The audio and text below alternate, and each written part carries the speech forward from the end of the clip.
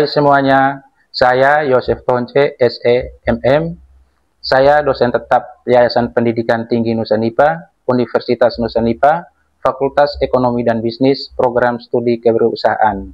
Pada kesempatan kali ini, kita akan membahas materi tentang manajemen produk. Mari ikuti dan saksikan bersama video pembelajaran kami di kelas. Terima kasih, Apanggawan. Selamat sore untuk semua. Masih sehat? Baik, hari ini kita masuk pada pertemuan yang ke-7 tentang manajemen produk. Tapi kembali kita mengingat kembali pertemuan kita pada minggu lalu, kita belajar tentang pasar.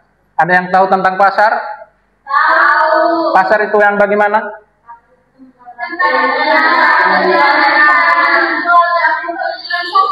Tempat menjual dan membeli barang dan jasa.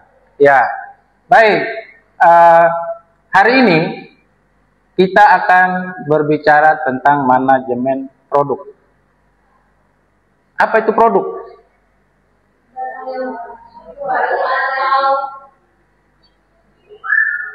Barang yang dijual. Baik, dalam manajemen produk kita akan berbicara beberapa hal. Yang pertama tentang pengertian produk. Yang kedua, tingkatan produk. Yang ketiga, klasifikasi produk. Yang keempat, dimensi produk. Yang kelima, strategi produk. Yang keenam, siklus hidup produk atau daur hidup produk. Yang ketujuh, merek, dan yang terakhir, kemasan dan label. Ya, adik-adik sekalian, masuk pada poin pertama, yaitu pengertian produk. Produk itu sendiri adalah segala sesuatu yang ditawarkan di pasar untuk memenuhi kebutuhan dan keinginan daripada konsumen. Jadi, produk itu ada dua. Yang pertama, produk dalam bentuk fisik atau barang. Yang kedua, dalam bentuk jasa. Jasa itu berupa pelayanan. Di sini ada 3 jenis barang. Yang pertama, barang fisik, yaitu barang yang memiliki bentuk yang nyata yang dapat dirasakan. Contohnya, makanan, baju, dan perangkat elektronik, dan lain sebagainya. Yang kedua, produk pelayanan. Produk layanan tadi berupa jasa tadi. Produk pelayanan itu tidak memiliki bentuk fisik, tapi berupa tindakan dan layanan. Itu layanan perbankan, layanan kesehatan, layanan konsultasi, layanan psikologi, layanan hukum, layanan konstruksi, dan lain sebagainya. Dan yang ketiga, produk gagasan. Gagasan itu berupa konsep atau ide-ide yang dijual atau dipasarkan, seperti kampanye sosial, ide usaha, dan lain sebagainya. Yang berikut kita masuk pada tingkatan produk. Yang pertama, produk inti. Produk inti itu manfaat atau inti yang benar-benar dibutuhkan dan dicari oleh konsumen dari suatu produk itu. Manfaat dasar. Nanti sebentar kita lihat contohnya. Yang kedua, produk real. Produk real itu bentuk nyata dari produk tersebut yang mencakup desain, fitur, kualitas, merek, dan kemasan. Kita kalau membeli sesuatu barang di pasar, itu kita melihat kualitas, kita melihat harga, kita melihat merek atau kemasannya. Biasanya nona kalau membeli bedak, itu biasanya melihat merek sesuai dengan kebutuhan, sesuai dengan selera. Ada yang beli bedak tapi tidak cocok dengan kulit, biasanya alergi. Ini Pak ambil satu contoh produk Gojek. Tadi di tingkatan produk itu produk inti di produk Gojek ini, dia kemudahan mobilitas dan akses layanan sehari-hari secara praktis dan cepat. Biasanya kita mau dari kampus, pulang dari kampus ke Lokaria, kita tinggal di Lokaria, yang lebih cepat pakai ojek atau pakai angkot? Pakai ojek. Kenapa pakai ojek? Tidak macet. Kalau pakai angkot, macet, apalagi dia putar-putar ya antar penumpang, yang bikin lama. Itu pelanggan ingin bergerak dari satu tempat ke tempat lain secara efisien. Yang kedua, produk real, yaitu layanan utama yang disediakan oleh aplikasi Gojek. Ada GoRide, itu ojek motor, GoCar, ojek mobil, GoFood, itu aplikasi untuk kita pesan makanan, dan GoSend, itu aplikasi pengiriman uang.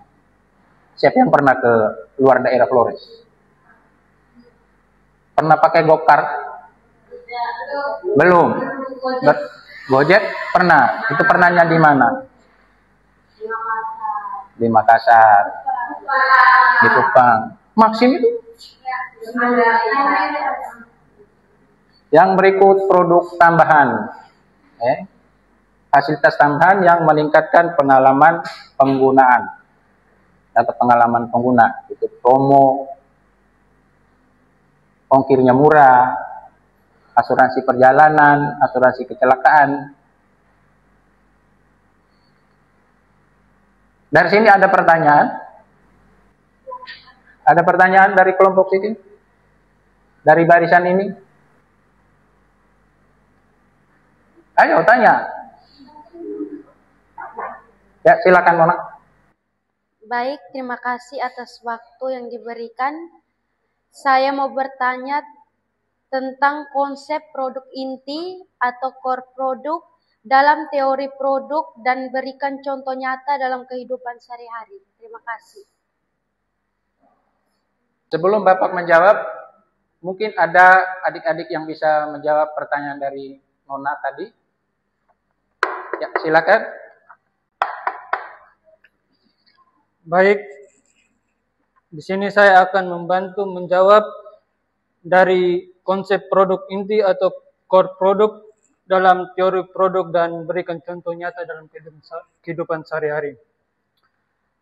Produk inti adalah manfaat utama atau nilai dasar yang dicari konsumen saat membeli sebuah produk.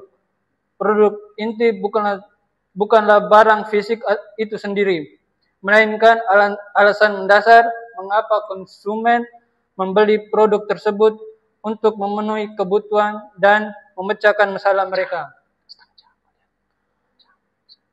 Misalnya, ketika seseorang membeli sepatu, produk inti yang dicari sebenarnya adalah kenyamanan dan perlindungan kaki selama berjalan. Dengan demikian, produk inti adalah inti kebutuhan yang menjadi alasan utama pembelian, yang berfokus pada fungsi atau manfaat yang diberikan produk. Sekian jawaban dari saya. Mungkin ada tanggapan dari Bapak atau bagaimana? Pak, saya ingin bertanya. Silakan. Baik, terkait materi yang Bapak bawakan pada sore hari ini, di sini saya menangkap satu pertanyaan. Apa yang dimaksud dengan produk real atau aktual produk dan bagaimana peranannya dalam strategi pemasaran? Mungkin kepada teman-teman yang ingin menjawab, saya mohon bantuan. Terima kasih, Pak. Baik, terima kasih atas waktu dan kesempatan yang diberikan. Saya akan mencoba menjawab dengan bunyi pertanyaan, apa yang dimaksud dengan produk real dan bagaimana perannya dalam strategi pemasaran. Menurut saya, produk real atau produk aktual adalah bentuk fisik dari produk yang terdiri dari fitur, desain, kualitas, merek, dan kemasan yang membedakan dari produk lain di pasar. Produk real adalah manifestasi nyata dari produk inti yang dapat dilihat dan disentuh oleh konsumen. Peran produk real dalam strategi pemasaran sangat penting karena melalui produk real, perusahaan dapat menawarkan nilai yang lebih spesifik dan unik kepada konsumen. Misalnya, dengan menambahkan fitur khusus untuk desain yang menarik. Produk real yang baik dapat meningkatkan persepsi kualitas dan membangun citra merek yang kuat sehingga mempengaruhi keputusan pembeli. Sekian jawaban dari saya. Terima kasih. Pak, saya ingin bertanya, Pak. Silakan. Jelaskan konsep produk tambahan atau augmented product dan bagaimana produk tambahan dapat memberikan keunggulan kompetitif bagi perusahaan. Terima kasih. Baik, saya akan menjawab pertanyaan dari kakak tentang jelaskan konsep produk tambahan dan bagaimana produk tambahan dapat memberikan keunggulan kompetitif bagi perusahaan.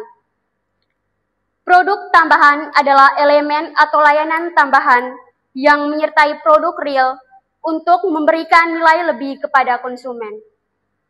Produk tambahan tidak bersifat fisik, melainkan berupa layanan atau generasi. Layanan purna jual, pengiriman gratis, pelatihan penggunaan, atau layanan konsultasi. Produk tambahan dapat memberikan keunggulan kompetitif karena dapat meningkatkan kepuasan pelanggan dan membangun loyalitas, terutama ketika produk real dari berbagai pesaing memiliki fitur yang relatif sama. Contohnya, sebuah produsen elektronik yang menawarkan garansi panjang dan layanan teknis cepat dapat menarik lebih banyak pelanggan dibandingkan pesaing yang hanya menawarkan produk tanpa layanan tambahan. Sekian jawaban dari saya, terima kasih. Baik, saya akan bertanya, bagaimana hubungan antara produk inti, produk real, dan produk tambahan dalam menciptakan nilai bagi konsumen? Sekian dan terima kasih. Terima kasih atas waktu dan kesempatan yang diberikan. Saya akan menjawab pertanyaan bagaimana hubungan antara produk inti, produk real, dan produk tambahan dalam menciptakan nilai bagi konsumen. Ketiga tingkatan produk tersebut saling terkait dalam menciptakan nilai lengkap bagi konsumen. Produk inti memberikan manfaat dasar yang menjadi alasan pembelian. Produk real mewujudkan manfaat tersebut dalam bentuk fisik dengan fitur dan desain konkret, sedangkan produk tambahan menambah nilai melalui layanan dan fasilitas pendukung. Kombinasi ketiga elemen ini membentuk persepsi nilai keseluruhan produk di mata konsumen. Perusahaan yang mampu mengelola ketiga tingkatan produk dengan baik akan dapat memenuhi kebutuhan konsumen secara lebih komprehensif dan menciptakan keunggulan kompetitif yang berkelanjutan. Terima kasih. Kita lanjut dengan dimensi produk. Di sini ada 4 dimensi produk. Yang pertama lebar. Adik-adik tahu kok lebar? Lebar. Tapi ini kita berbicara tentang produk ya. Di sini Pak ambil contoh sebuah produk Unilever, dia memiliki banyak lini produk seperti makanan, minuman, produk kecantikan, produk kebersihan. Jadi di dalam dimensi produk yang lebar ini dia ada 4 lini. Ini Pak hanya kasih masuk 4, yaitu makanan, minuman, produk kesehatan, dan produk kecantikan. Masih ada banyak lagi produk-produk belakangnya. Okay. Yang kedua, panjang. Tadi lebar, ini panjang. Ini jumlah keseluruhan item dalam produk yang ada dalam semua lini atau dalam satu lini. Ini Pak ambil contoh produk kecantikan. Ini produk kecantikan, produk Unilever. Ini produk sampo. Tentu kita semua tahu banyak sekali sampo-sampo yang orang jual di pasar atau di toko dengan berbagai macam merek. Ada sampo Sunsilk, ada sampo Dove, ada sampo Clear, ada sampo Rejoice, dan lain sebagainya. Di sini Pak hanya kasih masuk 3. Jadi di sini kita sebut ada 3 item dalam dimensi panjang. Yang berikut, kedalaman. Sejumlah variasi dalam satu jenis produk, seperti rasa, ukuran, warna, dan jenis. Tadi Pak sudah kasih contoh produk sampo tadi. Di sini produk sampo DAF.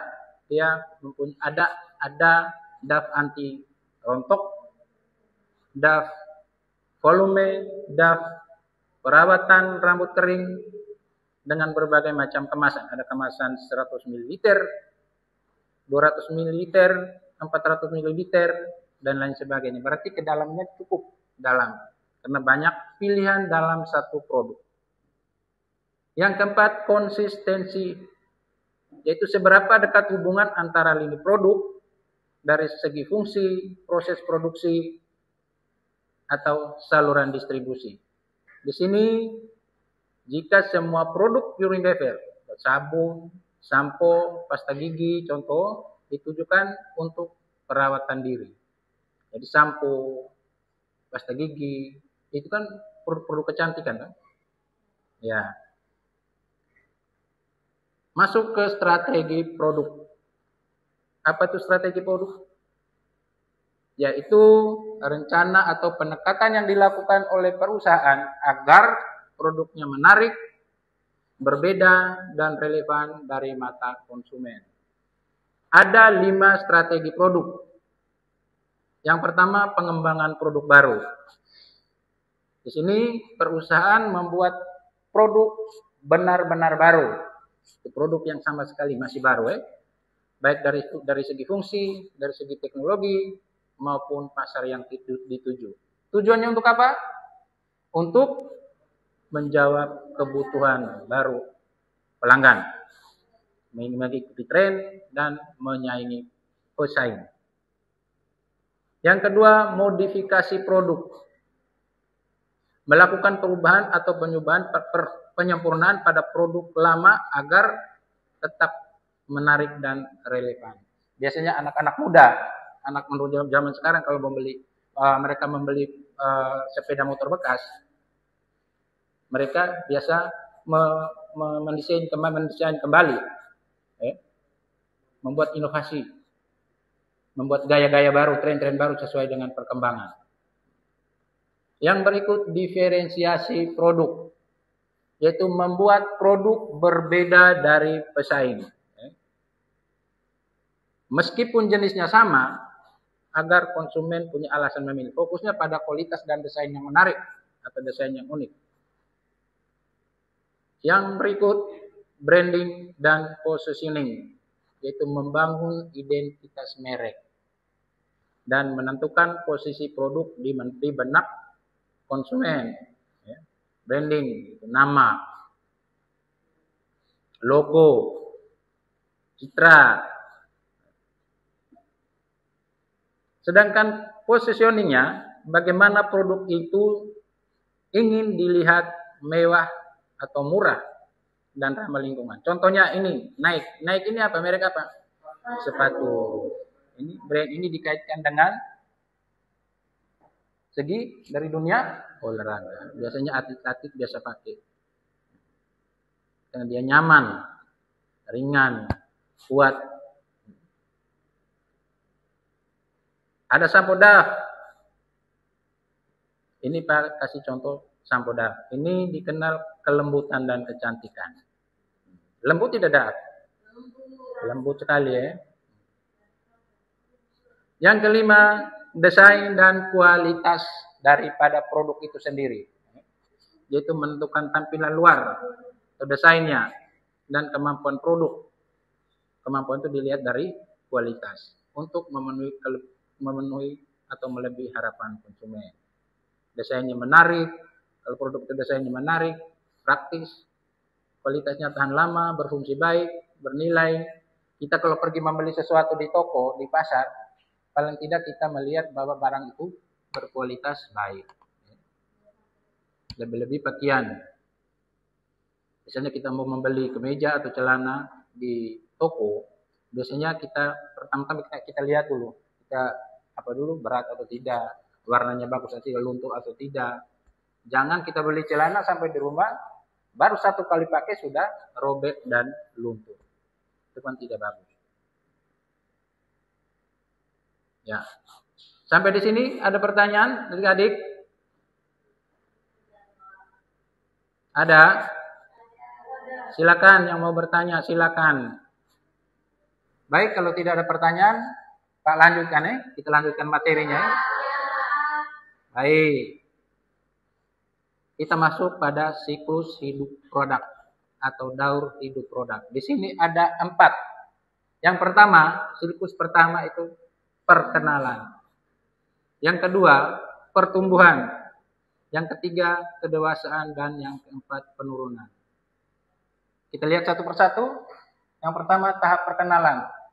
Ini perusahaan masih dengan membuat produk baru untuk diluncurkan ke pasar. Penjualan masih sangat rendah, biaya promosi sangat tinggi. Tujuan dari pengenalan ini untuk memperkenalkan produk dan menciptakan kesadaran akan produk tersebut. Karena benar-benar masyarakat itu belum tahu karena ini produk baru. Jadi lebih banyak promosi. Biaya yang dikeluarkan harus lebih besar. Strategi yang digunakan adalah promosi intensif. Jadi promosi secara terus-menerus. Jangan berhenti, tetap melakukan promosi. Edukasi pasar. Itu kita menyampaikan informasi ke pelanggan tentang produk yang kita jual. Kegunaan daripada produk itu apa. Yang kedua, tahap pertumbuhan. Di sini, produk kita mulai dikenal dan diterima oleh konsumen. Yang kedua, penjualan meningkat tajam. Karena produk kita itu masyarakat sudah tahu. Mungkin sudah tersebar banyak keluar akibat dari promosi kita kemarin yang gencar-gencar. Yang kedua, muncul pesaing baru. Sudah ada muncul pesaing baru.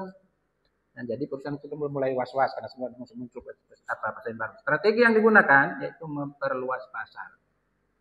Kemarin kita mungkin menjual hanya seputar Kota Maumere. Karena sudah ada keuntungan, masyarakat sudah mengenal, kita mungkin memperluas pasar ke Larantuka. Yang ketiga, kedewasaan. Di sini penjualan sudah mencapai puncak, sudah stabil, sudah banyak mendapatkan keuntungan. Tapi persaingan juga semakin ketat. Pasar mulai jenuh.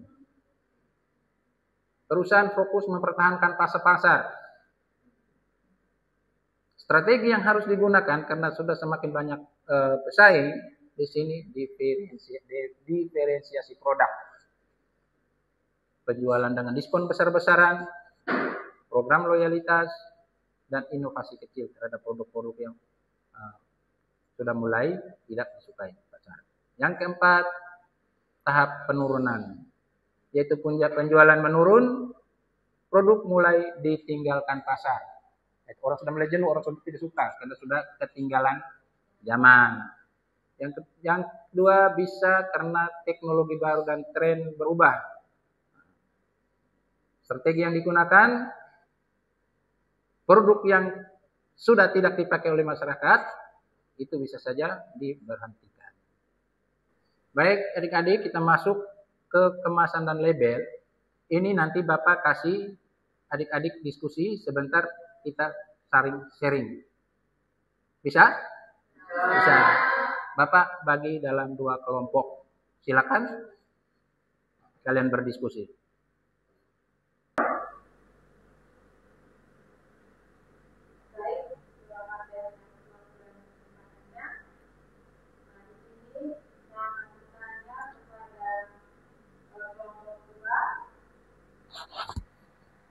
Jelaskan apa yang dimaksud dengan label dan informasi apa saja yang biasanya terdapat pada label produk tersebut.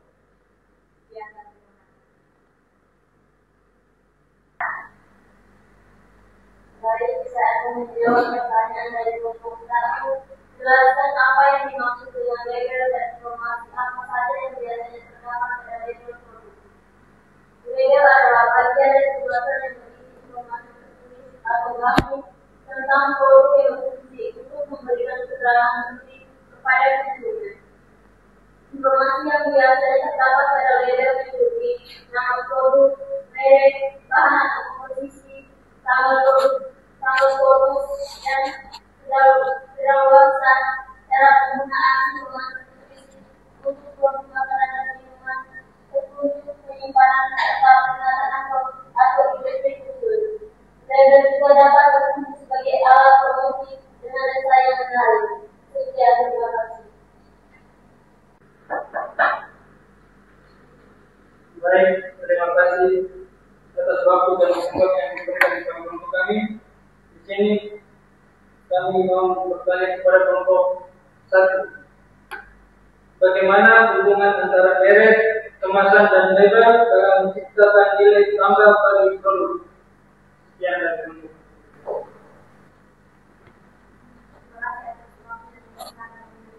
Saya akan menjawab pertanyaan dari kelompok 2. Bunyi pertanyaan, bagaimana hubungan antara merek, kemasan, dan label dalam menciptakan nilai tambah bagi produk? Jawabannya, merek, kemasan, dan label bekerja bersama-sama untuk menciptakan nilai tambah yang signifikan bagi produk. Merek memberikan identitas dan citra produk, kemasan menarik perhatian dan melindungi produk, sementara label menyediakan informasi yang dibutuhkan konsumen. Untuk membuat keputusan pembelian, kombinasi 3 elemen ini yang hanya membantu membedakan produk dari pesaing, tetapi juga meningkatkan kepercayaan dan loyalitas konsumen.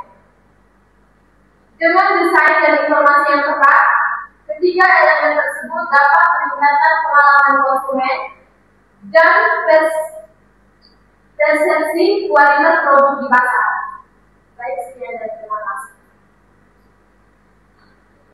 Baik adik-adik, kita sudah belajar dari tadi tentang produk, di mana ada produk inti, produk real, produk tambahan, dan juga strategi produk itu sendiri, di mana nantinya produk tersebut bagaimana dapat menarik, dapat berbeda, dapat relevan di mata konsumen sehingga produk tersebut dapat laku di pasar. Baik, saya tutup pertemuan kita sore hari ini. Sampai jumpa minggu depan. Selamat sore.